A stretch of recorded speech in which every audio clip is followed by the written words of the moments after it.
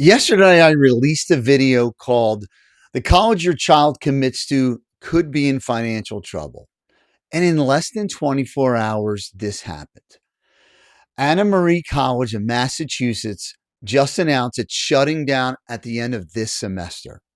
And this is exactly why families need to pay attention to what's happening in higher education right now. Because this wasn't some school where the warning signs were obvious. This wasn't a school with empty teams and rosters. This wasn't a school where athletics looked broken. In fact, their athletic department looked very healthy. Their football roster had about 100 players on it. Men's and women's basketball, full rosters. I think they had 20 on each roster. Their men's ice hockey team went 20-6. They won their conference championship, won a game in the NCAA tournament, and lost in the second round of the NCAA tournament. From the outside, that looks like a healthy athletic department. And if you were a recruit or a parent looking online, you'd probably feel really good. And that's exactly why this story really matters right now, because sometimes the real financial issues are happening far away from athletics. Anna Marie College President Sean Ryan and the Board of Trustees released this statement. The decision reflects years of financial pressure that we were ultimately unable to overcome. Then this line jumped out at me. We tried to find a way. And finally, we are deeply, genuinely sorry we found no viable path forward. That tells me this was not sudden behind closed doors. This was years of financial pressure building. Enrollment reportedly dropped from roughly 1,458 students to around 1,200 students. That may not sound massive to people outside of higher ed, but for tuition driven private colleges, it's a huge problem. Their endowment was reportedly only $7 million. That's not a lot of financial cushion.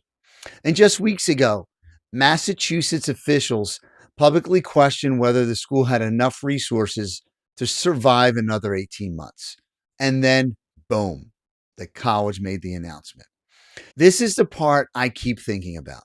There are probably hundreds of athletes right now who committed to Anna Marie for next year, families who put deposits down, athletes who stopped communicating with other schools because they thought they found their home, current athletes who are planning summer workouts and coming back, incoming freshmen who thought their recruiting journey was over, and now they're all starting over.